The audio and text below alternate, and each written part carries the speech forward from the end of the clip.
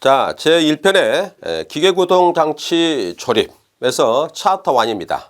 수기 가공과 조립 방법에 대해서 살펴보죠. 먼저 수기 가공입니다. 자, 거기에 보시면은 수기 가공이 무엇인가? 수기 가공. 어느 정도 여러분들이 이 의미를 알 수가 있을 겁니다. 그래서 수기 가공 거기에 있는 것처럼 공작 기계에 의한 가공 작업에 비해 가공 능률이 떨어진다. 그래서 손에 의해서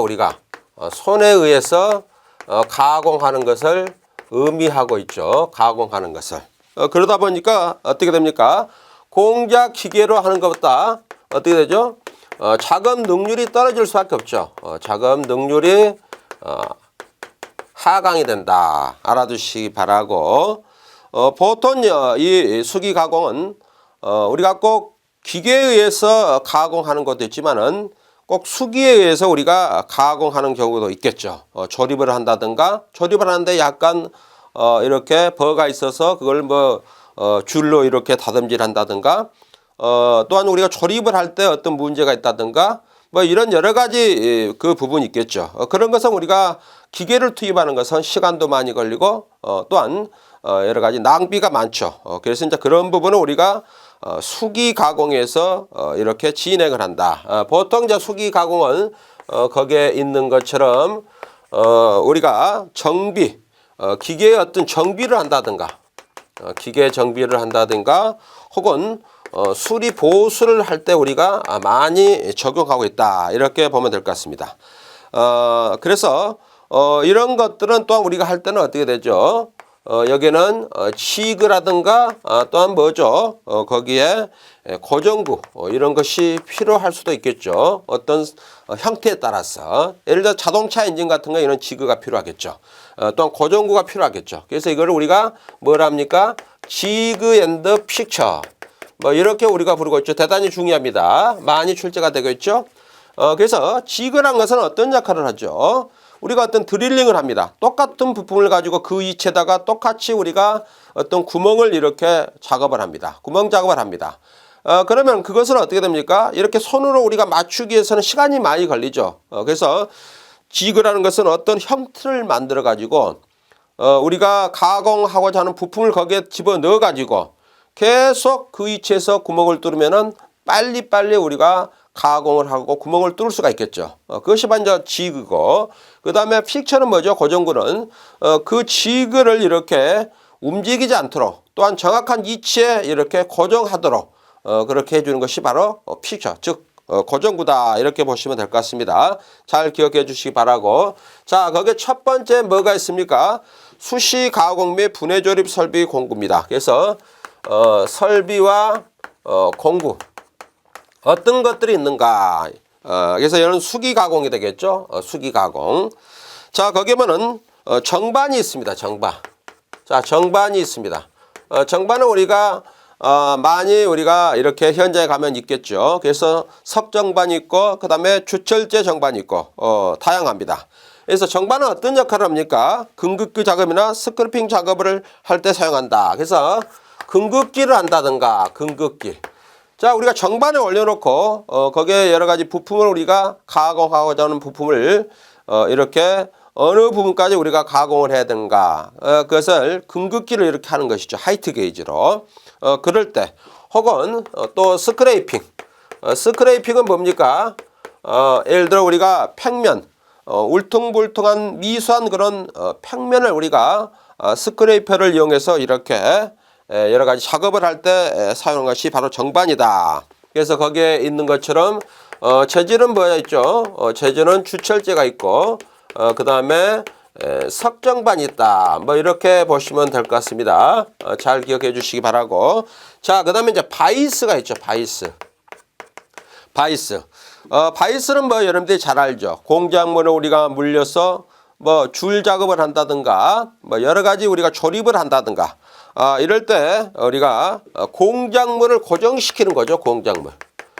공작물을 고정시키는 도구, 장치라 그래야 되겠죠. 장치를 우리가 바이스라고 이렇게 부르고 있다. 그 그림이 잘 나와 있습니다. 그림 잘 기억해 주시기 바라고. 자, 그 다음에 두 번째는 뭐가 있죠? 금극기가 있죠. 금극기. 자, 금극기가 있습니다. 그래서 마킹 오프라고 그러는데 이 금극기는 어떻게 됩니까? 말 그대로 우리가 어떤 도면에 의해서 부품을 가공합니다. 그러면은 그 부품을 가공할 때 여유 어떤 재질이 어떤 그 재질에 가공하는 그 부품의 여유량이 많으면 어떻게 되죠? 그걸 금극기 해가지고 계략적으로 거기까지 예를 들어 이런 어떤 상태가 됐다. 그러면 한 이 정도까지는 우리가 금극기를 해가지고 이 부분은 빨리 우리가 날리는 게 좋겠죠. 그래서 이런 경우에 이제 우리가 금극기를 해가지고 계략적으로 이렇게 황삭 가공을 한 다음에 나중에 정삭 가공해서 그것을 우리가 여러 가지 작업을 할 수 있다. 그래서 거기에 나와 있는 것처럼 기준선을 우리가 기준선이 있어야 되겠죠. 기준선. 그래서 금극기를 하려면은 이 부분은 벌써 가공이 다 돼 있어야 됩니다. 가공이 이거는 완료가 된 상태가 되겠죠. 완료가 되어 있고 그래야지 여기서 금극기를 하면 이거 평행이 맞겠죠. 기준선이 있어야 되고 그 다음에 두 번째는 이제 우리가 구멍을 뚫기 한다. 구멍 뚫기 한다. 자, 구멍 뚫기라면 어떻게 되죠?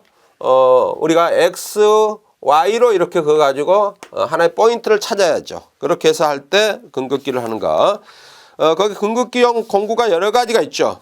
금극기 바늘이 있고 펀치가 있고 펀치는 이제 이렇게 십자로 해서 이것을 이제 마킹할 때 이 센터를 우리가 지정할 때 펀칭을 하고 직각자, 그다음에 중심작, 캠퍼스, 스크루잭, 서피스 게이지, V블럭, 각도기, 평행대 다양하게 있습니다. 그래서 잘 기억해 주시기 바라고 그래서 거기에 이렇게 나와 있습니다. 기억해 주시기 바랍니다. 자, 그래서 금극계는 어떤 것들이 있는가? 금극계는 이것은 이제 우리가 어떻게 사용한다는 거. 종류는 서피스 게이지가 있죠. 서피스 게이지. 자, 서피스 게이지가 있다. 서피스 게이지. 자, 서피스 게이지는 표면 뭐 그런 뜻이죠. 자, 정반에서 금극기 작업 또는 선반에서 공작물 중심 내기를 한다. 그래서 거기 있는 것처럼 정반에서 금극기를 하든가 금극기. 요즘에는 많이 이걸 사용하지 않죠. 그 다음에 선반에서 중심 내기, 중심 맞추기. 중심 맞추기를 할 때 우리가 사용하는데 지금은 거의 많이 사용하지 않습니다. 이거 대용으로 뭐를 사용합니까? 다이얼 게이지를 많이 사용하죠. 다이얼 게이지. 다이얼 게이지를 많이 사용한다. 이렇게 보시면 될 것 같고 제가 고교 시절에는 이 서피스 게이지를 사용했습니다. 70년대. 근데 지금은 거의 사용하지 않는다고 보시면 될 것 같고 그 다음에 이제 두 번째는 직각자가 있어요. 직각자. 자, 직각자. 말 그대로 90도의 어떤 각도를 유지하고 있죠. 그래서 이것으로 이제 우리가 금극기 또는 뭐죠? 금극기를 하거나 혹은 평면 검사를 할 때 우리가 사용한다. 각도 90도가 맞는지 틀리는지. 자, 그 다음에 세 번째는 뭐죠? V블럭이 있어요. V블럭. V블럭이 있습니다. 자, 금극기 할 때 우리가 어떻게 됩니까? 공작물을 그 V블럭에다 이렇게 접촉을 시킨 다음에 우리가 금극기를 하면은 움직이지 않겠죠. 이제 그럴 때 우리가 V블럭을 우리가 사용할 수가 있습니다. 그래서 재료를 지지하고 중심을 구할 때 그래서 재료를 지지하고 중심 내기 중심 내기를 할 때 우리가 사용할 수 있다. 뭐 여러분들이 실습을 했으면은 잘 알 것으로 생각이 됩니다. 자, 다음에는 정작업입니다. 정작업. 자, 정은 어떤 것이 있습니까? 재료를 때려서 우리가 자르는 공구이고 때려서 우리가 하는 것을 정작업이죠. 때리죠. 그래서 점성이 강한 경각으로 만든다. 경각으로 만든다. 그 다음에 타격을 가한다. 타격을 가해서 우리가 어떤 원하는 그런 부위를 우리가 이렇게 형성하도록 한다. 충격에 견디도록 당금질을 한다. 충격에 견딘다. 충격에 견딤. 그래서 망치로 때리니까 충격에 견뎌. 임팩트 하중에 잘 견뎌야 된다. 그래서 그것도 알아두시기 바라고. 그 다음에 이제 거기에 보시면 뭐가 있습니까? 종류가 이렇게 나와 있죠. 종류가 세 가지로 이렇게 나와 있죠. 평정 있고 그 다음에 흠정 있고 또 뭐가 있죠? 검정이 있고 이렇게 세 가지가 나와 있다는 거. 그래서 평정의 공구각이 여기 나와 있습니다. 그래서 체질에 따라 다르죠. 경강은 60에서 70, 영강은 45에서 55 이렇게 다릅니다. 그다음에 이제 정의 종류가 거기에 나와 있습니다. 형태에 따라서 여러 가지 사용하는 용도에 따라 다르죠. 그다음에 정의 경사, 그다음에 정작업의 요령, 이것도 잘 살펴주시기 바랍니다. 자, 다음은 줄 작업에 대해서 살펴보죠. 줄 작업입니다. 줄 작업. 줄 작업도 잘 알아야 됩니다. 시험에 많이 나오죠. 그래서 여러분들이 줄은 우리가 어떻게 되죠? 결국은 수기 가공이죠. 이거 수기 가공. 수기 가공에서 결국은 평면을 이렇게 매끄럽게 만든다. 매끄럽게 평면 가공을 한다. 뭐 이렇게 보시면 될 것 같습니다. 저도 고교치들에 이렇게 실습을 했는데 결국은 대단히 이것이 힘듭니다. 물집이 다 생깁니다. 손에. 뭐 여러분들 해봤으면 잘 아시겠지만 그만큼 이제 우리가 단련을 시키는 거죠. 어떤 줄 작업을 해서 이렇게 설비를 보존하고 이럴 때 이제 줄의 자세가 줄 작업하는 자세가 어떻게 되죠? 정확하게 이렇게 자세가 나와야지 어떻게 되죠? 평면이 제대로 나오겠죠. 그렇지 않으면 기울어진다든가 또 한쪽으로 치우친다든가 이렇게 되겠죠. 자, 그런 부분. 그래서 줄날의 종류에 따른 분류가 있어. 줄날의 종류. 종류에 따라서 어떻게 우리가 분류를 하는가. 자, 거기에 홀줄날 있죠. 홀줄날. 홀줄날 있습니다. 홀줄날. 홀줄날은 어떻게죠? 구리, 알루미늄 등 유연한 재료나 얇은 판에 가장자리에 다듬질한다. 그래서 구리나 알루미늄, 무른 재료 이런 것을 우리가 가공 시 홀줄, 한 줄로만 이렇게 나와 있죠. 거기에 그림이 나와 있죠. 홀줄. 그 다음에 겹줄날이 있죠. 겹줄날. 겹줄날이 있다. 자, 이것은 어떻게 되죠? 거기에 B번호나 겹눈 나가 있죠. 강이나 주철, 보통 다듬질을 사용한다. 각이나 주철에 다듬질용으로 사용한다는 거 잘 기억하시기 바랍니다. 제가 기억하다는 것을 확실하게 여러분들이 기억을 해야 됩니다. 자, 그 다음에 라스프 날이에요. 라스프.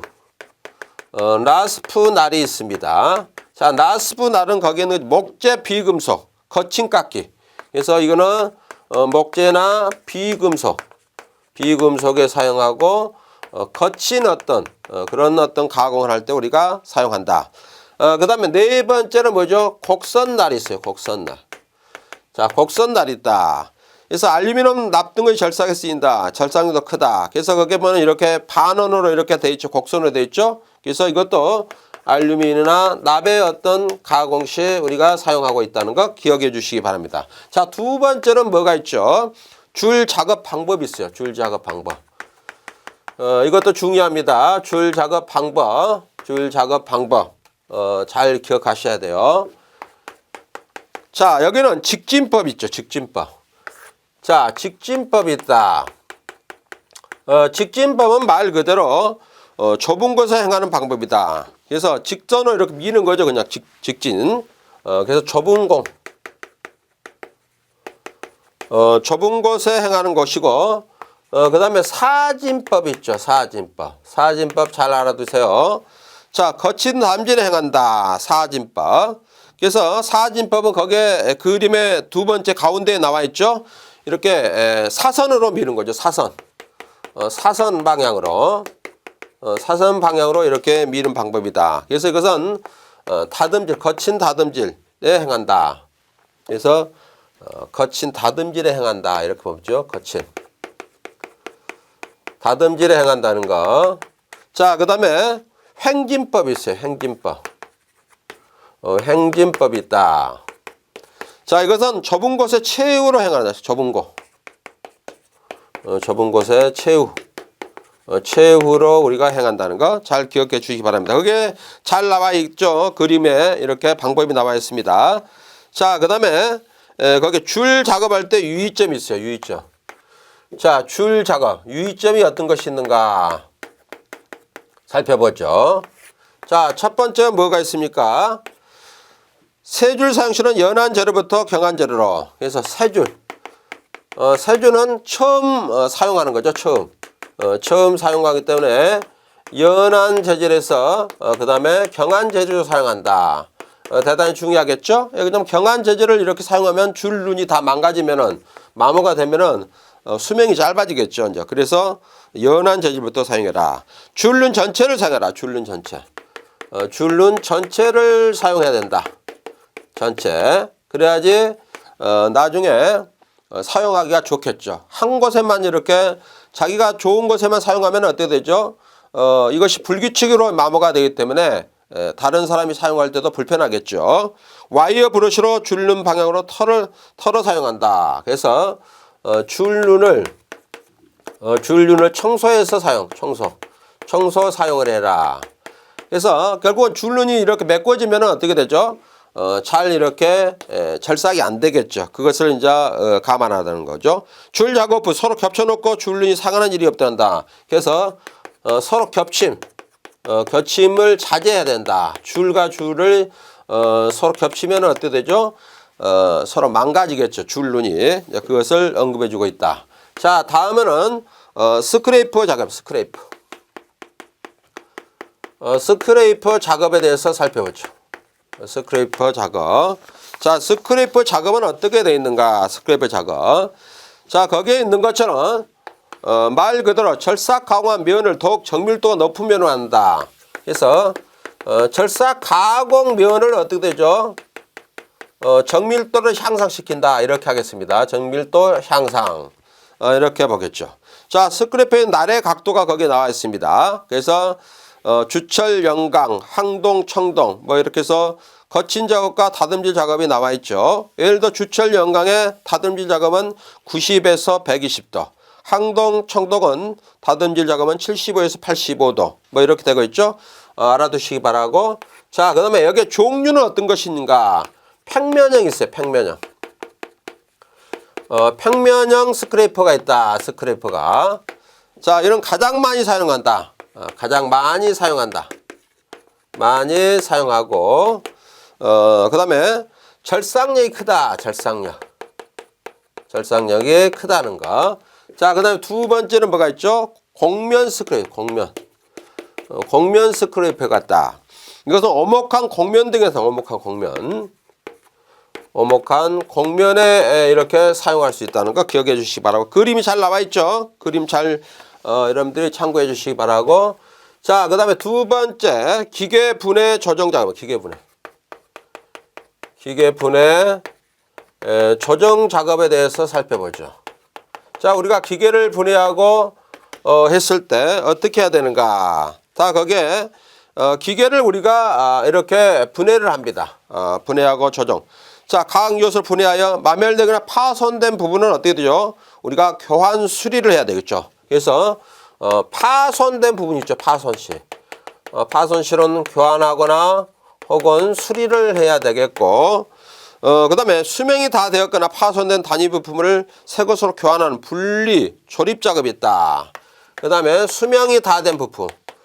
수명이 다 된 부품은 우리가 어떻게 되죠? 이것도 이제 결국은 교환을 하거나, 교환을 해야 되겠죠.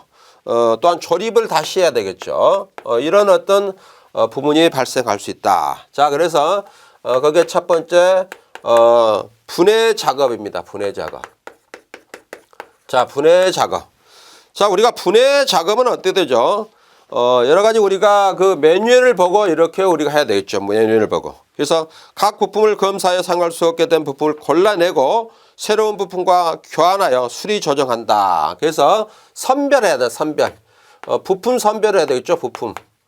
부품을 선별해서 사용 유무를 우리가 어떻게 되죠? 사용 유무를 판단해야겠죠. 사용 유무. 유무를 판단해서 우리가 결정을 해야 되겠죠. 그래서 사용하지 못하는 것은 버리고 폐기 처분하고 사용할 수 있는 건 다시 우리가 부품으로 사용할 수 있도록 이렇게 해야 된다. 그런 다음에 이것을 어떻게 되죠? 결국은 수리하고 조정해서 우리가 적용을 해야 된다. 알아두시기 바라고. 자, 그 다음에 조정 작업이 있어요. 조정 작업 있죠. 자, 공작 기계는 사용하는 동안에 사용자 부주의에 의한 고정에는 진동에 의한 나사, 풀림, 회전 부분과 습동 부분의 베어링과 미끄러면의 마멜에 의한 떨림, 마찰면 소모에 따라 클러치와 브레이크 고장, 크램프의 작동 불량, 유압 경치 고장 등이 일어날 수 있다. 그래서 결국은 조정 작업은 뭡니까? 거기에 원인이 어떻게죠? 여러 가지 원인이 있죠. 거기에 지금 원인이 어떤 것이 있습니까? 첫 번째 거기에 보시면은 베어링과 미끄러움의 마멸에 의해서, 부품의 어떤 마멸에 의해서, 그 다음에 또 고장에 의해서, 오래 사용해서 장시간 사용해서 고장이 날 수가 있겠죠. 뭐 이것도 이제 마모와 서로 또 연결이 되겠죠. 그 다음에 어떤 부품의 어떤 작동 불량이 발생할 수 있겠죠. 작동 불량. 이런 것을 우리가 어떻게 됩니까? 결국은 조정을 해야 된다. 그래서 그 조정 작업은 어떤 것이 있는가? 조정 작업. 자, 그럼 어떤 것에 의해서 우리가 조정을 하는가? 부품의 이치를 조정한다. 이치를 조정한다. 움직였다든가 또 이탈이 됐다든가. 그 다음 체결 볼트는 어떻게 조정한다. 체결 볼트를 조절한 것. 체결 볼트를 우리가 또한 조정을 해주는다. 왜 그러냐면은 진동에 의해서 풀릴 수가 있으니까. 자, 그 다음에 스프링 압축 또는 장력 조정. 그래서 스프링의 장력을 조절한다. 장력 조정을 한다. 이것도 마모가 되니 오랜 시간 사용하면은 이제 마모가 되겠죠. 그 다음에 압력에 가감 부품의 청소. 압력의 가감이나 혹은 부품 청소. 부품의 청소를 해서 우리가 모든 조정 작업을 한다. 이것은 유지 보수가 되겠죠. 그래서 연간, 월간, 주간, 일일 이런 것에 의해서 이제 우리가 이런 조정 작업을 하고 그렇게 함으로써 어떻게죠? 설비의 수명이 연장이 되는 거죠. 그래서 여러분들이 잘 기억해 주시기 바랍니다.